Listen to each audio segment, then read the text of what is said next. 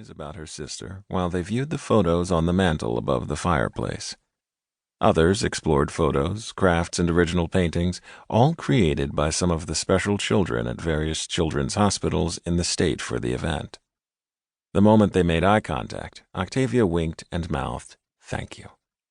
The parlor was an excellent place to start the evening with its grand 8-foot-tall windows, original crown molding, beautiful gold antique mirrors, black lacquer grand piano situated in the corner, and the wall-to-ceiling stone fireplace.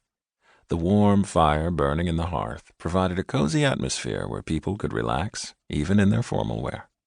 Cassaundra's lips curled into a pleasing smile as she listened to the 4-string ensemble performing pieces from the Beatles to Billy Ocean, to the classics composed by Haydn, Mozart, and Beethoven as a backdrop which helped create the perfect atmosphere.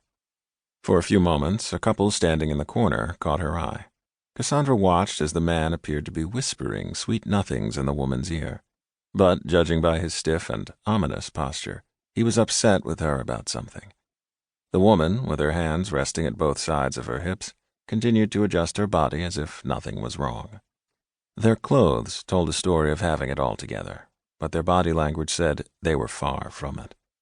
Cassaundra knew all too well about this kind of behavior. She wanted to rush over and help the woman in the black sequin gown, offer her some words of advice and encouragement, but doing so at a fancy charity event was a no-no. Would she even know what to say? Even after 3 years, there were remnants of her own life she hadn't settled, so she had no authority or expertise to advise someone else.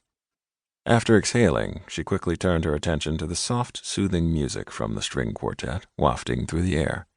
Cassaundra greeted the guests as she worked her way through the room. It would soon be time for the meal, and she wanted to recheck the dining room so that the presentation was more than perfect. For the sit-down dinner, Cassaundra wanted the guests to feel at home, so she opted for 2 double-long banquet-style tables covered with floor-length ivory damask linens. The arrangement of these tables was perfect for aiding in conversations among the guests. Gold Italian Chiavari chairs added an air of elegance to the setting. The luxurious flair of the miniature chandelier-type centerpieces and floral arrangements completed the look with stemware and heavy flatware that surrounded the gold-banded china with platinum edges. Cassaundra appreciated Octavia Curtis for continuing to seek her expertise. Some of her other clients abandoned her and gave their business to other event planners, causing a big loss in revenue. When they first met, Cassaundra didn't know what to expect when having to rub elbows with the wealthy when she attended high-profile dinners with her husband.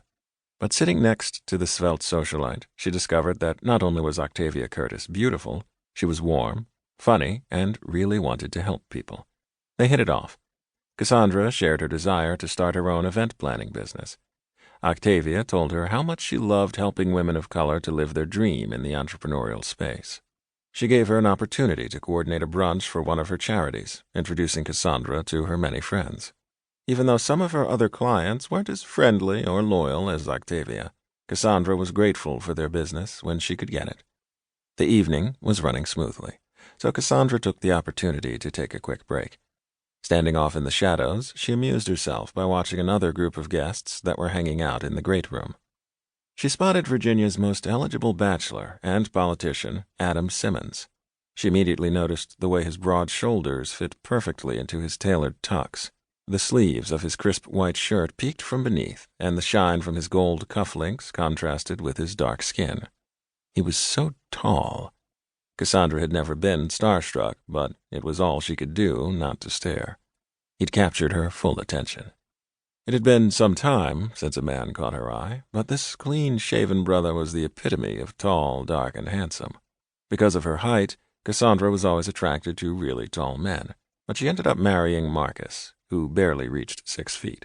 Adam Simmons, on the other hand, was much taller by her estimation. There was no sign that he had a date, and Cassaundra wondered why. It had been rumored that Adam always had a beautiful woman on his arm when attending these types of events. She remembered a story about him and an exotic model-looking woman in one of those gossip rags. She continued to watch him standing alone and looking uncomfortable in the crowd. Surprised, her eyes moved down to the crumpled cocktail napkin in his hand. He looked around nervously. What was he doing or trying to do? She looked closer as he interacted with